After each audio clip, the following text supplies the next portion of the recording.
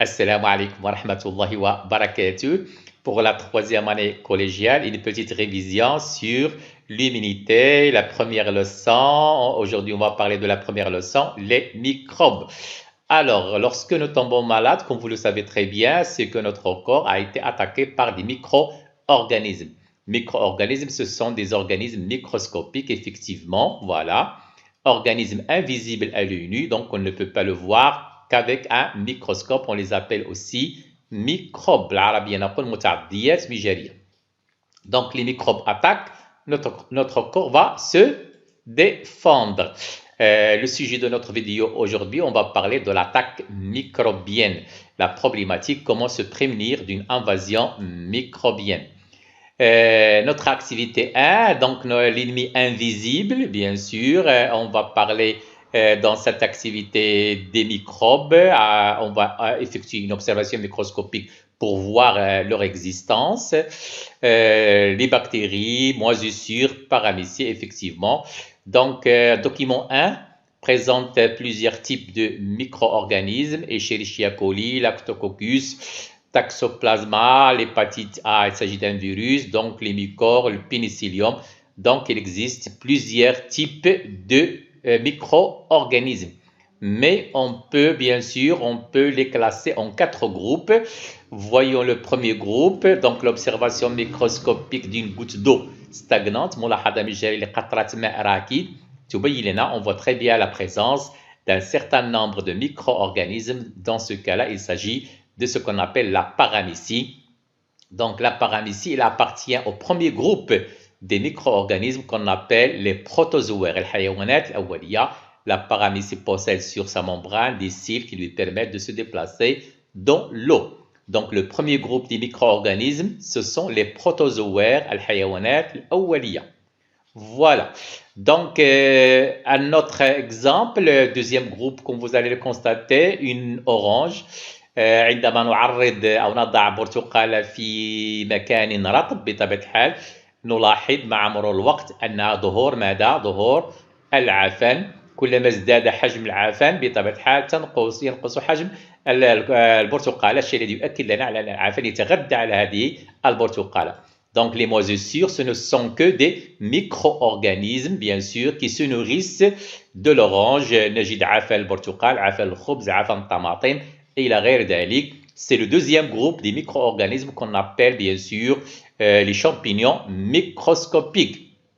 Le troisième groupe, ce sont les virus, donc troisième groupe. Et le quatrième groupe, ce sont les bactéries. Voilà. Donc, comme je viens de le dire, les micro-organismes sont 4 groupes. Les protozoaires, les bactéries, les champignons microscopiques et les virus. Pour montrer que les microbes se trouvent dans l'air, comme vous allez le constater, on a pris une boîte pétrie, لدينا علبة pétrie معقمة, elle est stérile, dans laquelle on va mettre de l'eau sucrée, سنضع محلول مقيت ونعرضها للهواء. مع مرور الوقت تتشكل لنا داخل علبة pétrie des colonies de micro-organismes. On se demande d'où viennent ces micro-organismes, tout simplement de l'air. Donc, les micro-organismes se trouvent dans l'air. Une fois ils trouvent bien sûr des conditions favorables, ils vont, dans ce cas-là bien sûr une solution sucrée, des nutriments, ils commencent à se multiplier. L'observation microscopique de la goutte d'eau montre qu'il se trouve aussi dans l'eau. En général, on retrouve les micro-organismes dans tous les milieux. Donc, effectivement, ils peuplent tous les milieux, air, terre, eau. Ils sont classés en 4 groupes, comme je l'ai déjà dit auparavant, virus, bactéries, micro-champignons, c'est-à-dire champignons microscopiques, et les protozoaires, حيوانات أولية. Certains sont inoffensifs, c'est-à-dire qui ne provoquent pas, qui ne donnent pas des maladies. inoffensifs بمجموعة غير ضارة، لا تحدث أمراض، غير ممرضة. Et d'autres provoquent des maladies, on les appelle des microbes pathogènes. جراثيم ممرضة. Voilà. Donc, des définitions à retenir. Pathogène, je viens de parler de ce terme-là, qui rend malade, provoque des maladies. Les micro-champignons, on a pris l'exemple, bien sûr, des moisissures. فطريات مش جارية بالعربية بروتوزوار حيوانات أولية. On a pris l'exemple de la paramécie. Les bactéries, on les retrouve, ce sont des micro-organismes qu'on retrouve sous différentes formes. Sous forme de bacilles, exemple, bacille tétanique, bacille diphthérique, bacille, bien sûr, bacille lactique, etc. On les retrouve aussi sous forme de coques, diplocoques, staphylocoques, streptocoques. Ce sont tous des bactéries. Quatrième groupe, les virus, ce sont des microbes qui sont très petits, 10 à 1000 fois plus petits que les bactéries. Généralement, on ne peut les observer qu'avec un microscope électronique. Voilà. Passons à l'activité de nos frontières avec l'ennemi. Nous possédons bien sûr des frontières, des barrières naturelles qui empêchent la pénétration des microbes à l'intérieur de notre corps. On parle du milieu intérieur du corps. Quelles sont ces frontières, ou plutôt quelles sont ces barrières naturelles? Tout simplement, il s'agit de la peau qui recouvre le corps. Donc, c'est une barrière qui empêche la pénétration des microbes, mais on retrouve aussi ce qu'on appelle les muqueuses tout le long du tube digestif, tout le long des voies respiratoires, mais aussi, bien sûr, au niveau des voies génitaux et des voies urinaires. Donc, ces barrières, elles empêchent la pénétration des microbes. En ce qui concerne la peau, bien sûr, la sécrétion de la sueur aide à empêcher la multiplication des bactéries, bien sûr. Et en ce qui concerne les muqueuses, on retrouve au niveau de l'estomac ce qu'on appelle le suc gastrique, l'usara al-ma'idiyya, et les acides himdiyya, et ceci aide bien sûr à éliminer les bactéries. De même, pour toutes les muqueuses, il y a des sécrétions bien sûr de mucus qui aident et qui empêchent la prolifération des microbes.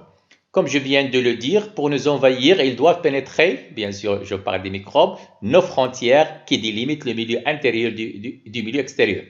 On parle de la peau et des muqueuses, c'est ce qu'on appelle la contamination. Donc, elle correspond à la pénétration d'un microbe dans le milieu intérieur de l'organisme. إذن في هذه الحالة بطبيعة الحال تتسرب الجراثيم إلى الوسط الداخلي للجسم.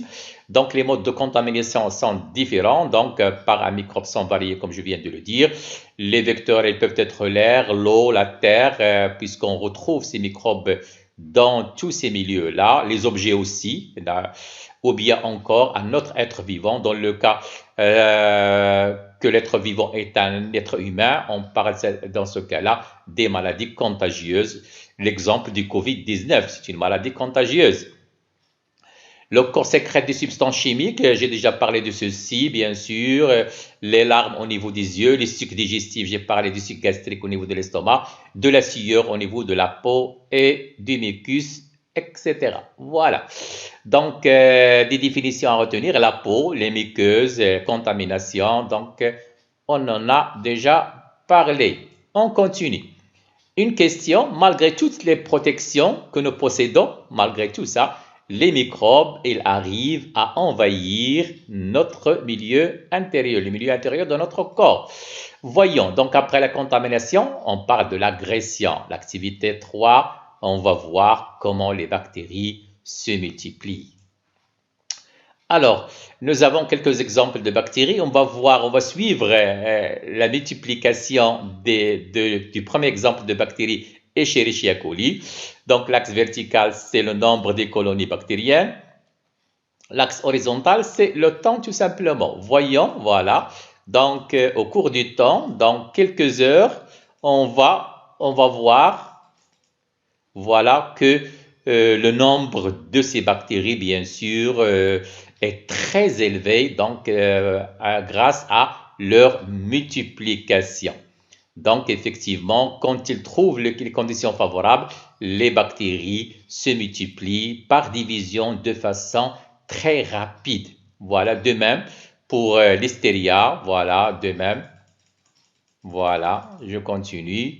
De même pour la salmonella. Mais bien sûr, comme vous le constatez, la rapidité de la multiplication n'est pas la même. Voilà. Effectivement, la salmonella, au cours de 10 heures, après 10 heures, on voit que le nombre est très élevé. Voilà. Effectivement, les bactéries se multiplient par division, 1 dans 2, 2, 4, 4, 8, ainsi de suite. Donc, dans un temps très court, on va obtenir à partir d'une seule bactérie des millions de bactéries. Voilà. Notre conclusion, dans des conditions optimales de multiplication des bactéries. Malheureusement, elles sont identiques à celles du corps humain, c'est-à-dire la température interne du corps humain 37 degrés, les nutriments, notre sang, notre milieu intérieur, on retrouve des nutriments, un milieu aqueux, de même pour notre corps, donc comme je viens de le dire, malheureusement. Donc par conséquent, ils peuvent se reproduire, se multiplier, on obtient des colonies, mustamarat, bactéria, nombreuses bien sûr, qui peuvent commencer leur offensive. Voilà. Toujours l'offensive bactérienne, activité 4, un exemple d'infection bactérienne, on va comprendre ce que font les microbes à l'intérieur de l'organisme. Bien sûr, en plus de leur multiplication, comme on l'a montré juste avant. Donc, une petite expérience, c'est en arabe, un document animé comme vous allez le constater. Nous avons une souris, فار بطبيعة الحال. لدينا مستعمرة لعيسية القزاز باسيل تيتانيك عبارة عن بكتيريا تسبب لنا مرض القزاز والتيتانوس. Donc, je ne vais pas injecter bien sûr الفأر بعيسية القزاز مباشرة، وإنما هذه المستعمرة سأقوم بترشيحها باستعمال ورقة الترشيح كما تلاحظون، un entonnoir, voilà, et je vais, comme vous allez constater, injecter حقل الفأر بالرشاحة التي لا تحتوي على عيسية القزاز. Donc, il ne renferme pas de bactéries. On n'injecte pas la souris avec des bactéries, des bacilles tétaniques, mais avec le filtrat bien sûr, d'une culture des bacilles tétaniques. Voilà, on voit que la souris meurt, bien sûr. Ceci montre bien que ces bactéries, c'est-à-dire les bacilles tétaniques, ne provoquent pas la mort directement de la souris, mais elles sécrètent une substance toxique qu'on appelle la toxine. إذا بالنسبة لعيسية القزاز تفرز مادة تسمى السمي لا توكسين، هي التي تمر إلى الدم بطبيعة الحال وتسبب لنا في الأمراض. Voilà. Effectivement, notre conclusion, après la contamination, les bactéries se multiplient de façon très importante. Ils fabriquent un poison qu'on appelle la toxine. L'expérience l'a montré. Donc, ce poison va se propager dans tout le corps et attaquer les systèmes. L'exemple de la légionnelle, elle attaque le système respiratoire. Salmonella, elle attaque le tube digestif. Le tétanos, on vient de le montrer, elle attaque le système nerveux. Elle provoque ce qu'on appelle le tétanos. C'est une infection. Donc, c'est quoi l'infection? C'est tout simplement le développement du microbe dans l'organisme. Les maladies engendrées par ce développement sont dites infectieuses. On distingue deux grands modes d'infection bactérienne. هناك نمطين للتعفن البكتيري، إما par multiplication des bactéries، التكاثر السريع ديالها. بطبيعة الحال نأخذ المثال هنا عيسية كوخ، les bacilles de Koch تسبب لنا في مرض السل. Il attaque.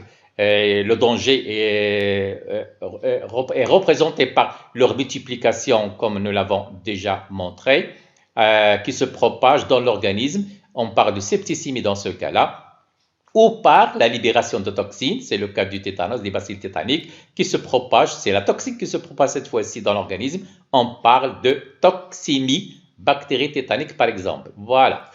Alors, on va voir maintenant l'offensive virale des virus. Activité 5, un exemple d'infection virale. Les virus, eux, comme vous allez le constater, une fois à l'intérieur du corps, ils vont se diriger vers les cellules. Donc, pénétration des virus à l'intérieur de la cellule. Voilà. Son matériel génétique il va faire passer son matériel génétique à l'intérieur de la cellule.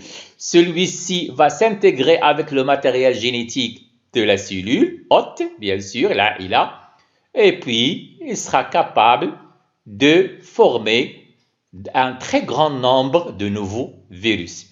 Ensuite, bien sûr, notre cellule, bien sûr, va éclater, elle sera détruite, et il va libérer un très grand nombre de virus qui, chacun d'entre eux, va attaquer, va envahir une autre cellule. Effectivement, comme je viens de le dire, bien sûr, les étapes, bien sûr, de l'offensive des virus. Donc, le virus pénètre dans la cellule hôte. et s'y multiplient avant de contaminer d'autres cellules, ce sont des parasites intracellulaires. Intracellulaire, c'est un mot composé de deux parties, intra et cellulaire. Intra, c'est-à-dire à l'intérieur, cellulaire, c'est-à-dire cellule, tout simplement. Donc, le virus pénètre dans la cellule. 2, le virus se multiplie à l'intérieur de la cellule. 3, les nouveaux virus sortent de la cellule et peuvent infecter d'autres cellules. Voilà. Notre conclusion, on vient de le dire, après la contamination, l'infection virale, maintenant, on en a déjà parlé de l'infection bactérienne, maintenant l'infection virale, s'effectue en plusieurs étapes, on a déjà parlé de ces étapes-là, pénétration à l'intérieur de la cellule cible, le matériel génétique du virus va s'intégrer avec celui de la cellule hôte, ou la cellule parasitée par le virus se multiplie dans la cellule, donc les virions, c'est-à-dire les nouveaux virus, sortent de la cellule en l'éclatant, ils vont détruire cette cellule-là. C'est pour cela que tous les virus sont pathogènes, ils détruisent nos cellules, voilà.